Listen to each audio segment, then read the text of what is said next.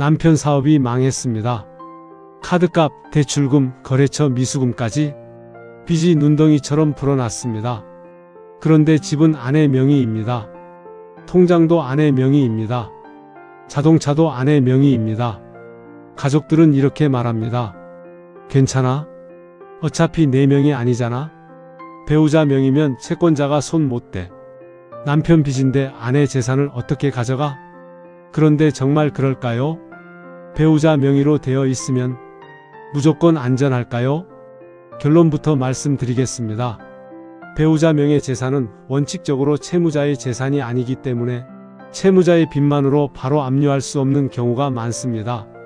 하지만 여기서 끝내면 매우 위험합니다. 왜냐하면 배우자 명의라고 해서 항상 안전한 것은 아니기 때문입니다. 재산을 언제 취득했는지, 돈은 누가 냈는지, 채무가 생긴 뒤에 명의를 옮긴 것인지, 부부 공동생활을 위한 채무인지, 채권자를 피하려는 목적이 있었는지에 따라 결론이 완전히 달라질 수 있습니다.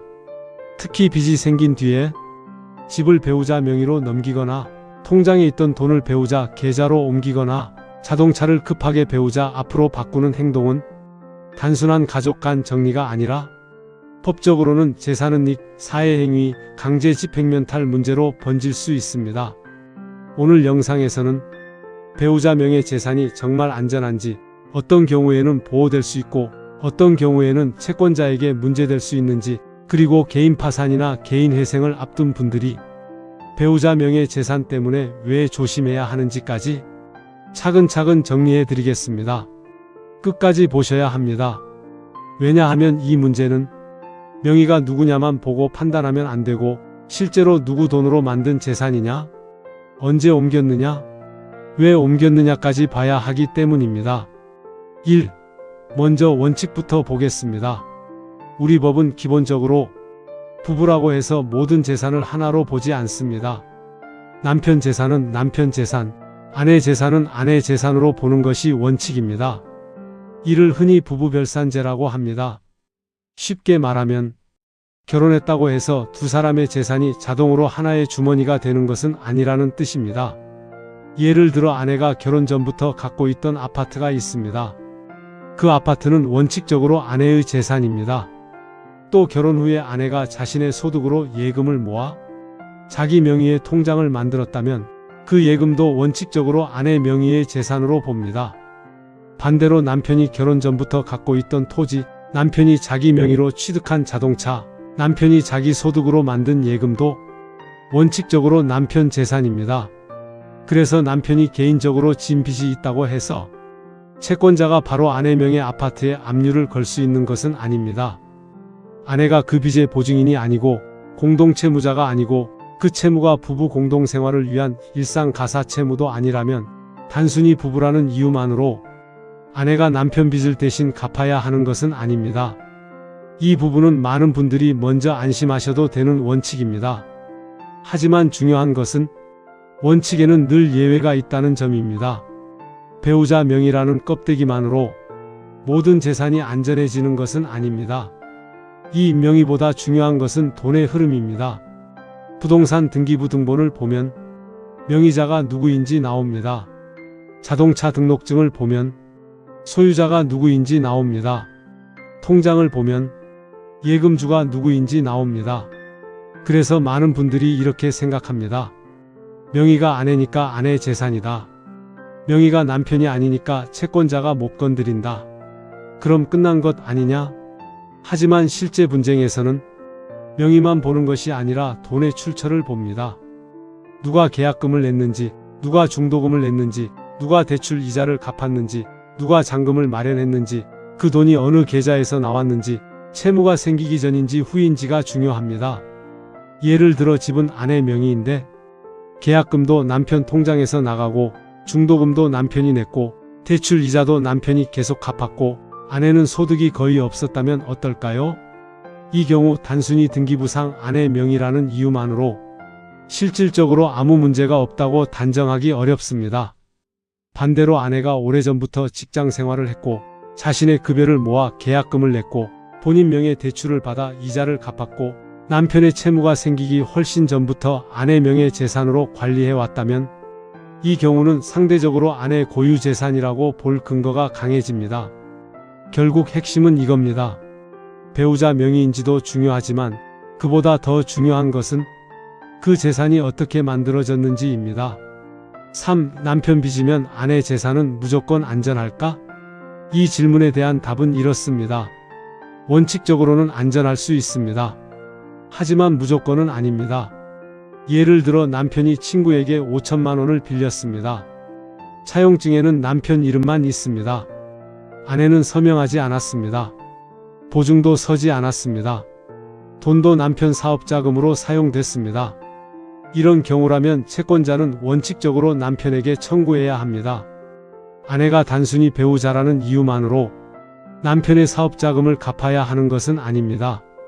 하지만 만약 남편이 채무를 피하기 위해 자기 명의 부동산을 급하게 아내 명의로 넘겼다면 이야기가 달라집니다. 채권자가 보기에 이건 빚을 갚지 않으려고 재산을 빼돌린 것이다 라고 판단될 수 있습니다. 이때 채권자는 법원에 그 재산 이전을 취소해달라고 주장할 수 있습니다. 이것이 흔히 말하는 사해행위 취소 문제입니다. 사해행위라는 말이 어렵게 들리실 수 있습니다. 쉽게 말하면 이렇습니다. 채무자가 빚을 갚아야 하는 상황에서 자신의 재산을 배우자나 자녀에게 넘겨버려 채권자가 돈을 받을 수 없게 만드는 행위입니다. 이런 경우 채권자는 그 재산 이전은 채권자를 해치는 행위였으니 취소해달라 고 법원에 청구할 수 있습니다. 그러니까 배우자 명의로 옮겼다고 해서 항상 끝나는 것이 아닙니다. 특히 채무가 이미 생긴 뒤 소송이 예상되는 상황, 압류가 들어올 것 같은 상황, 사업이 망하기 직전, 대출 연체가 시작된 뒤에 명의를 옮겼다면 위험성이 훨씬 커집니다. 4. 집만 아내 명의로 바꿔두면 되겠지가 위험한 이유. 가장 위험한 생각이 이것입니다. 어차피 곧 압류 들어올 것 같으니까 지금이라도 집을 아내 명의로 돌려놓자. 이건 절대 가볍게 생각하시면 안 됩니다. 채권자를 피하려는 목적으로 재산을 옮기면 민사적으로는 사해행위 취소 문제가 생길 수 있고 경우에 따라 형사적으로는 강제집행면탈 문제가 거론될 수 있습니다. 강제집행면탈이란 강제집행을 피할 목적으로 재산을 숨기거나 거짓으로 양도하거나 허위채무를 부담하는 등의 행위를 말합니다. 물론 모든 명예 이전이 곧바로 범죄가 되는 것은 아닙니다. 실제 채권이 존재했는지, 집행을 해야 할 우려가 있었는지, 다른 재산이 충분했는지, 명예 이전의 이유가 무엇이었는지 등 구체적인 사정을 봐야 합니다. 하지만 분명한 것은 빚이 생긴 뒤에 재산을 배우자 명의로 급하게 옮기는 행동은 상당히 위험한 신호로 보일 수 있다는 점입니다. 그리고 개인 파산이나 개인 회생을 준비 중이라면 더 조심해야 합니다. 법원은 단순히 현재 본인 명의 재산만 보는 것이 아니라 최근 재산 처분 내역, 가족 간 송금, 배우자 명의 재산 형성 과정도 확인할 수 있습니다. 내 명의가 아니니까 말하지 않아도 되겠지? 배우자 계좌로 옮겼으니 괜찮겠지? 명의만 바꿔두면 법원은 모를 거야. 이런 생각은 매우 위험합니다. 파산 절차에서 재산을 숨기거나 허위로 진술하면 면책에 불리하게 작용할 수 있습니다. 빚에서 벗어나려고 한 행동이 오히려 면책을 어렵게 만들 수도 있습니다. 5. 부부의 생활비로 생긴 빚은 다르게 봅니다. 이번에는 반대 상황을 보겠습니다. 남편 명의로 카드 빚이 생겼습니다. 그런데 그 카드 사용 내역이 가족 식비, 병원비, 자녀 학원비, 생활용품 구입, 월세, 공과금처럼 부부 공동생활에 필요한 비용이었다면 어떨까요? 이 경우에는 단순히 카드는 남편 명의니까 아내는 전혀 상관없다 라고만 보기 어렵습니다. 민법에는 일상가사로 인한 채무의 연대 책임이라는 규정이 있습니다. 부부 일방이 일상의 가사에 관하여 제3자와 법률행위를 한 경우 다른 일방도 그 채무에 대해 연대 책임을 질 수 있다는 내용입니다. 쉽게 말해 가정생활을 유지하기 위해 통상적으로 필요한 지출이라면 부부가 함께 책임지는 경우가 생길 수 있다는 뜻입니다. 다만 여기서 중요한 점이 있습니다.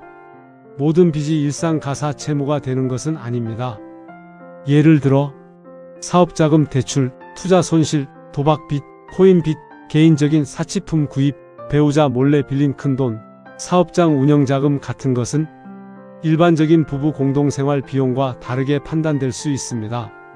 일상가사인지 아닌지는 금액, 용도, 부부의 생활 수준, 직업, 수입, 거래의 성격 등을 종합해서 봅니다.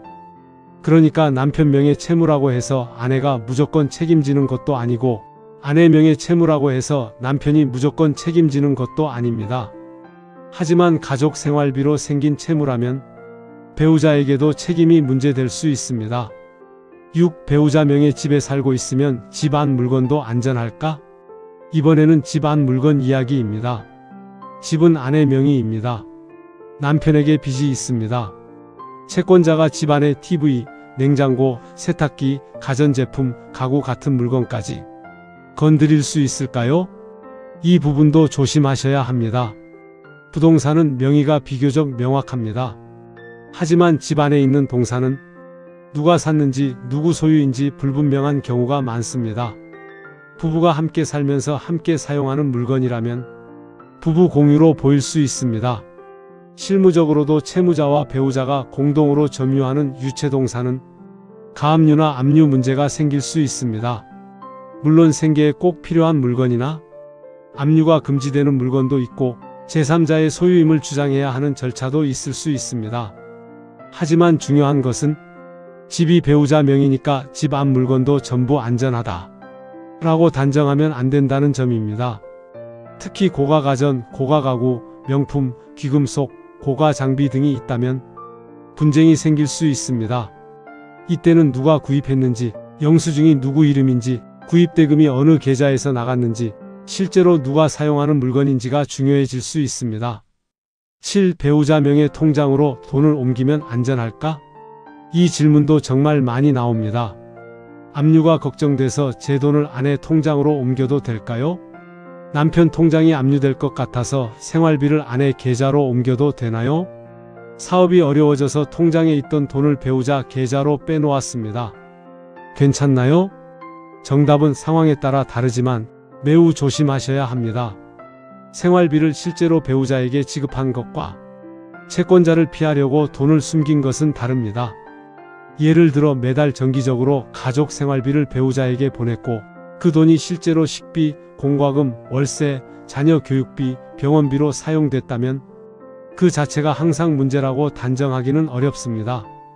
하지만 연체가 시작된 직후 소송이 들어오기 직전 압류가 예상되는 상황에서 큰 돈을 한꺼번에 배우자 계좌로 옮겼다면 그 돈의 성격을 의심받을 수 있습니다. 법원이나 채권자는 이렇게 볼 수 있습니다. 왜 이 시점에 돈을 옮겼습니까? 그 돈은 어디에 사용됐습니까? 생활비였다는 증거가 있습니까? 배우자가 실제로 그 돈을 받을 이유가 있었습니까? 채권자를 피하려는 목적은 없었습니까? 결국 문제는 금액과 시점, 사용처입니다. 배우자 계좌로 옮겼다고 해서 돈의 흔적이 사라지는 것이 아닙니다. 오히려 계좌 이체 기록은 그대로 남습니다. 그래서 채무 상황이 심각해진 뒤에는 가족 간 송금 하나도 신중해야 합니다. 8. 개인 파산, 개인 회생에서는 더 조심해야 합니다. 개인 파산이나 개인 회생을 준비하는 분들이 자주 묻습니다. 배우자 재산도 법원이 보나요? 아내 명의 집이 있으면 제가 파산을 못하나요? 남편 명의 자동차가 있으면 제 회생에 영향이 있나요? 이 질문에 대해 단순히 배우자 명의니까 상관없다라고 답하면 위험합니다. 원칙적으로 파산이나 회생은 채무자 본인의 재산과 소득, 채무를 중심으로 봅니다. 하지만 배우자 명의 재산이 실제로는 채무자 돈으로 형성된 재산인지, 최근에 채무자 재산이 배우자에게 넘어간 것은 아닌지, 채무자가 실질적으로 보유한 재산을 배우자 명의로 숨긴 것은 아닌지 문제가 될 수 있습니다. 예를 들어 남편이 파산 신청 직전에 자기 통장에 있던 큰 돈을 아내 계좌로 보내고 그 돈으로 아내 명의 자동차를 샀다면 법원은 당연히 그 자금 흐름을 확인하려고 할 수 있습니다.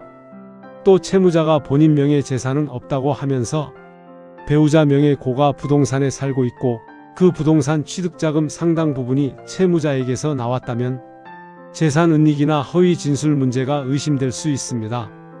특히 파산 절차에서는 정직하게 밝히는 것이 매우 중요합니다. 재산을 숨기거나 허위 자료를 제출하거나 재산 상태를 거짓으로 진술하면 면책에 불리하게 작용할 수 있습니다. 개인 파산의 목표는 단순히 파산 선고를 받는 것이 아니라 최종적으로 면책을 받는 것입니다. 그런데 배우자 명의로 재산을 숨기려다가 면책이 막히면 가장 중요한 목적을 잃게 됩니다. 이혼하면 배우자 명의 재산은 어떻게 될까? 이 주제와 연결되는 또 하나의 문제가 있습니다. 바로 이혼입니다. 집은 남편 명의니까 아내는 못 받는다. 예금은 아내 명의니까 남편은 전혀 권리가 없다.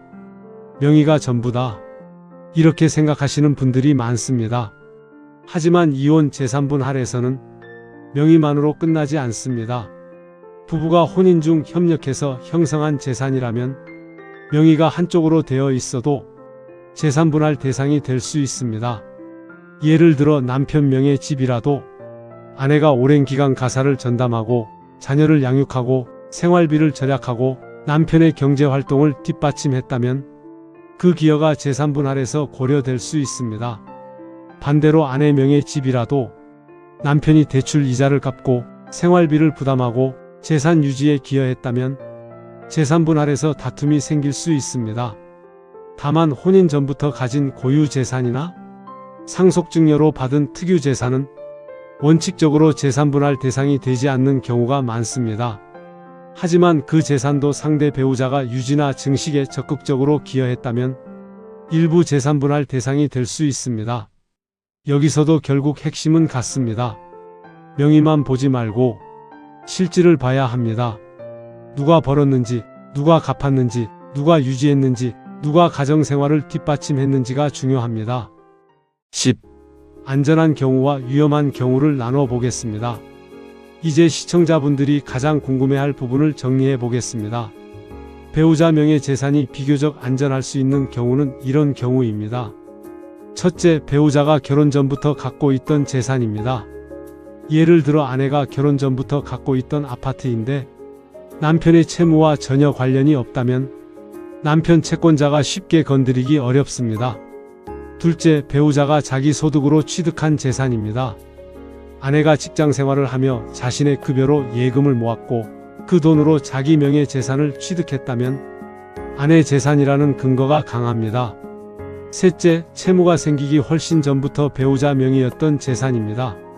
채무 발생 이후에 급하게 옮긴 것이 아니라 오래전부터 배우자 명의로 유지되어 왔다면 재산은 의심은 상대적으로 약해질 수 있습니다.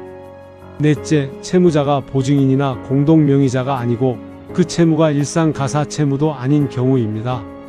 개인 사업 실패, 개인 투자 실패, 개인적 대출이라면 배우자가 자동으로 책임지는 것은 아닙니다. 반대로 위험한 경우는 이런 경우입니다. 첫째, 빚이 생긴 뒤에 배우자에게 재산을 넘긴 경우입니다. 특히 연체, 소송, 압류가 예상되는 상황에서 명의를 바꿨다면 위험합니다. 둘째, 명의는 배우자지만 돈은 채무자가 대부분 낸 경우입니다. 집은 아내 명의인데 계약금과 대출 상환금이 모두 남편에게서 나왔다면 실질 소유 문제나 사회행위 문제가 생길 수 있습니다. 셋째, 큰돈을 배우자 계좌로 옮긴 뒤 사용처가 불분명한 경우입니다. 생활비라고 주장하려면 실제 생활비로 사용됐다는 흐름이 있어야 합니다. 넷째, 개인 파산이나 회생을 앞두고 가족 간 재산 이동이 많은 경우입니다. 법원은 이런 거래를 매우 민감하게 볼 수 있습니다. 다섯째, 부부 공동생활을 위해 생긴 채무인 경우입니다. 식비, 의료비, 교육비, 월세, 생활비 등 일상가사와 관련된 채무라면 배우자 책임이 문제될 수 있습니다. 11. 채권자 입장에서는 어떻게 볼까? 이번에는 반대로 채권자 입장에서 보겠습니다. 채무자가 돈을 갚지 않습니다. 그런데 채무자 본인 명의 재산은 없습니다. 이상하게도 배우자 명의로 집이 있고 배우자 명의로 자동차가 있고 최근에 채무자 계좌에서 배우자 계좌로 큰돈이 이동했습니다. 채권자는 당연히 의심할 수 있습니다.